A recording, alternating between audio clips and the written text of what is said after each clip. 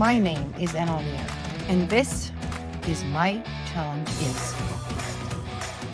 How do you eliminate suffering when suffering in a certain way is all that you have left? I had the honor to be introduced to Eckart Tolle in 2006, when I succeeded to come out of depression for approximately 6 months using his teachings. Nevertheless, exactly like this gentleman, I ended up bouncing back. And this time was way worse. It was not like lower degree or higher degree. It ended up to be lower and higher for a while, and then it ended up to be, boom, higher degree. And I ended up, by the age of 38, I was 234 pounds, pre-NASH, pre-diabetic, and my life was miserable. This is why I do not agree with Eckart Tolle on this subject. Now let's listen what he has to say first. Let's be respectful. Whatever it is you feel inside you at this moment, be also very vigilant to see whether there are any associated thoughts with that feeling. What kind of mind activity accompanies those unpleasant feelings? And to see whether this mind activity actually feeds the unpleasantness that you feel or the suffering that you feel. That's a very important thing. What role does your mind play in all this? Very important. Is your mind feeding The answer is yes. The mind is feeding it. Yes, the mind is going to feed any kind of negative thought. And then how do you actually separate everything when you are in a circle of negative thinking, negative beliefs? I'm not enough. I cannot do this. I don't have a chance. And specifically from a society that considers depression as a mental illness, which is not. Nevertheless, they consider that it's like you have no escape. You got to be mentally ill somehow. You got to be not having any kind of choice. People are in suffering. I'm going to be in suffering too forever. It's like, how do I escape? Let me tell you how I escaped this. The first step is decide if you are at the breaking point and you want to fix this. This is very important because you see, we people only change in the last minutes of our lives. And sometimes it's too late. And sometimes, depression takes you over. My mom, for example, never lived one day happy in her life. Yeah, some people never get out of depression. It is true. How many people there are not suicidal every single day? Some people are not able to even get this information that it's possible to overcome depression, not actually doing something about it. They are at the despair point.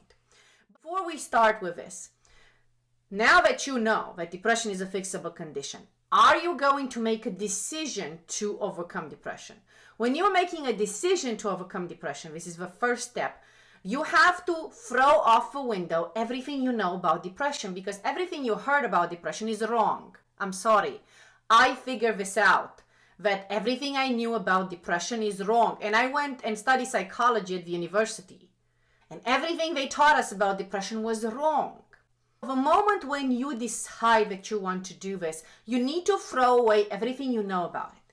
You're just like, listen, I just want to be happy. I don't care what depression is, why depression is, and what do I have to do. If I have to walk on my head, I'm going to walk on my head and I'm ready. If you are at that breaking point, you can overcome depression. If you're not at that breaking point, if you are more like liking this kind of pain because it's the only thing you have left and it's cuddling and it's like a sweet poison and no, it ain't gonna work for you. This is the first step you need to do. The second step is find people out there that have done it. Now, I met people that have done it in 15 to 20 years. That's not what you should do. Depression is fixable between 3 and 6 months, and you do not have to live your life in pain.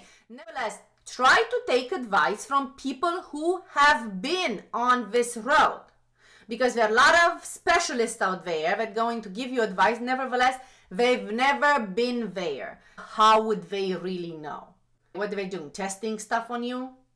Find people that have been through this journey. And number 3, take action and do it. Whatever you need to do. Absolutely whatever you need to do. When I overcame depression, I actually borrowed $100,000. I went, got 4 mentors, and I got out.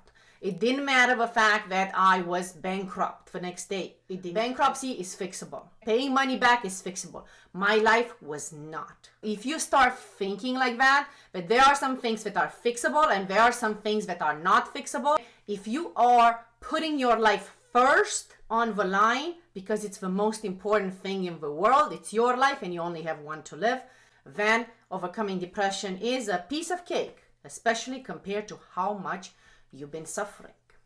This is the first steps you need to do. Then, actual thing I would suggest to do is get rid of a pain in your heart. There are healing strategies and healing techniques of how to do this. And once you do this and there is no more pain in your heart, then exactly like Eckart Tolle says, becomes easy. The reason why Eckart Tolle's technique doesn't work is because there is too much pain in your heart. There is too much of your past that holds you down, that anchors you down. And there are ways to heal this. Depression is a deep, heavy, and unresolved emotional wounding. There are ways to fix these emotional wounds. And once you do that, then once they're gone, like all your negativity and all your past, all your bad past is gone off the window, and that's possible, don't worry about it.